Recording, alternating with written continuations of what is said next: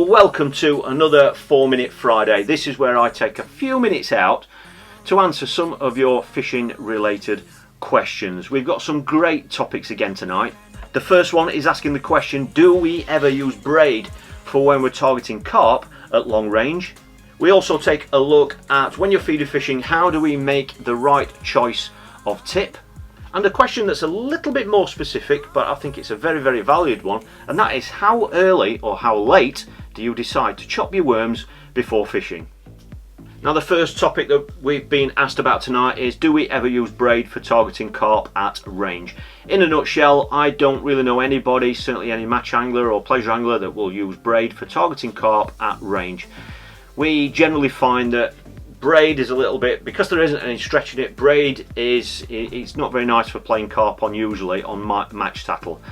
Whenever we feel we've got a cast at range for carp, we will use some sort of a mono, and if you are casting long, then that will generally be coupled with a shock leader. Now, if you must use braid to tackle carp, then you might find that an up and down leader, or a mono leader that's twice the length of your rod, will give your rig some sort of sponginess there and allow you to play those carp safely, hopefully.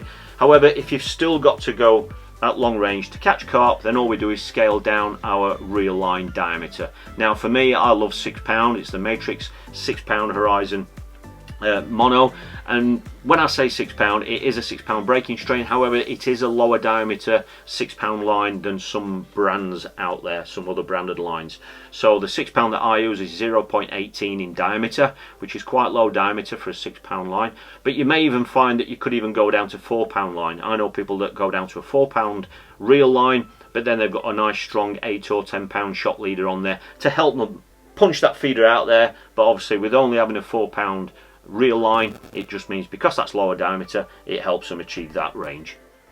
A question that I've been asked a lot over the years is how we select the right tip for the fishing situation. Now, I think most of the time when we get asked this question, it's because people go to a venue. It could be a still water where they're casting out and they're getting some tow on it. You know, if their tip is too soft, the tip's bent right round like that. However, they didn't realise that until they've cast the feeder out there. You know, if you're ever in doubt in that particular scenario, the best bit of advice I can give you is that while you're setting up, when you first get your rod out, just put a bomb on and cast the bomb out to where you think you're going to be fishing. You can put the rod down, and whilst you're setting all your other bait up, your side trays and all that sort of stuff, then you'll see if that tip is too soft for where you want to fish, because that's when you can quickly and easily change it. You don't really want to be finding that out as soon as the session started.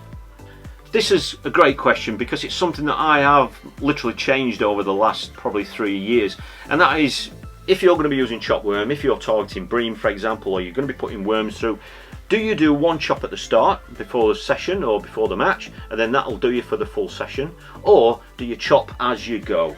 Now, one of the things that I always did, and that is, if I knew I was going to be using a quantity of worm or a volume of worm, I love to do one big chop and then that's it. I love to do that for a couple of reasons. One is it's not advertising to everybody that I'm catching on worm. All right, how many times have you seen somebody suddenly catch 2 or 3 bream and then next minute they're chopping away? Well, they're advertising to you, really, unless they're playing mind games with you, that they're putting worm through. You know, and you know, in some match situations you might not want people to know that. However, the other reason as well is that if fish are wanting worms and I'm putting worms through, that means I'm catching fish. The last thing I really want to do is put my rod down and stop and have to wash some worms off and then chop some more, because I want to be fishing. So from a speed aspect, that's one of the reasons why I always used to do it. However, we're generally finding now that more and more people, certainly at the higher level of the sport, that they're chopping as they go, you know, and I do that quite often as well, you know, just so that they're nice and fresh. You know, because a lot of people think that if you did one big chop before the match starts, by the time you're an hour, 2 hours, 3 hours in, some people feel as though those worms aren't as fresh as what they could be. They could be going off a little bit if it's a sunny day. And, you know, whether that is a factor or not, whether it does make any difference whatsoever, the one thing it does affect is the angler's confidence. So if they're doing fresh chops as they go, they're always much more confident in what they're doing and in their bait that's going in. And, you know, let's face it, a lot of the fishing that we do is all about confidence, so it's whatever you're confident in, really. 3 great topics again tonight. Thank you to everybody who's been sending in and commenting on all the videos. If you would like any of your fishing related questions answering, please comment below, and I'll do my best to answer them in the future videos. So I hope you've got some value out of this. I really hope some of these topics that we've been covering throughout this month are really going to help you catch a few more fish, and ultimately, hopefully, you're going to be enjoying your fishing a lot more this summer.